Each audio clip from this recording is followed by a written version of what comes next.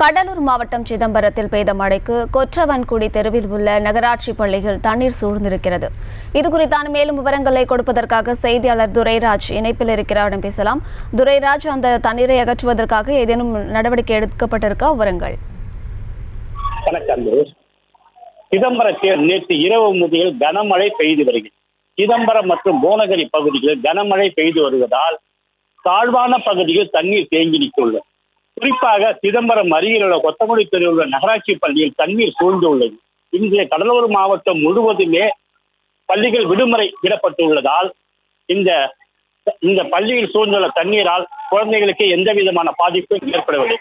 குறிப்பாக சொல்ல வேண்டும் என்றால், இந்த சிதம்பரத்தில் உள்ள 33 வார்டுகளும் சரியான முறையில் சாக்கடையை தூர் வாரப்படாததான் இதற்கு காரணம் என்று கூறப்படுகிறது. தற்பொழுதுதான் சிதம்பரம் நகராட்சியின் சார்பாக சாக்கடைகளை தூர்வாரி கொண்டிருக்கின்றார்கள். அது மட்டுமில்லாமல் சிதம்பரம் அருகில் உள்ள தில்லைக்காளி கோவிலில் கனமழையால் மழை நீர் உள்ளே புகுந்து உள்ளதால் அதை தற்பொழுது சுத்தப்படுத்திக் கொண்டிருக்கின்றார்கள். சிதம்பரம் தில்லைக்காளி கோயில் என்பது ஒரு புகழ்பெற்ற கோயிலாகும். அந்த கோயிலுக்குள் கனமழையால் தண்ணீர் முழுவதும் இங்கே உள்ளே உள்ளதால் தற்பொழுது பணியாளர்கள் அந்த கோவிலை சுத்தப்படுத்திக் கொண்டிருக்கின்றார்கள்.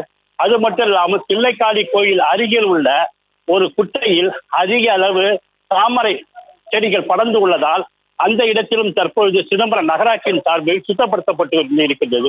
குறிப்பாக சொல்ல வேண்டும் என்றால், சிதம்பரம் நகராட்சி எந்த விதமான சாக்கடை பணியும் செய்யாததால் இந்த மழைநீர் தேங்கியதற்கு காரணமாகிறது. செய்திகளை உடனுக்குடனும் துல்லியமாகவும் தெரிந்து கொள்ள சப்ஸ்கிரைப் பண்ணுங்க.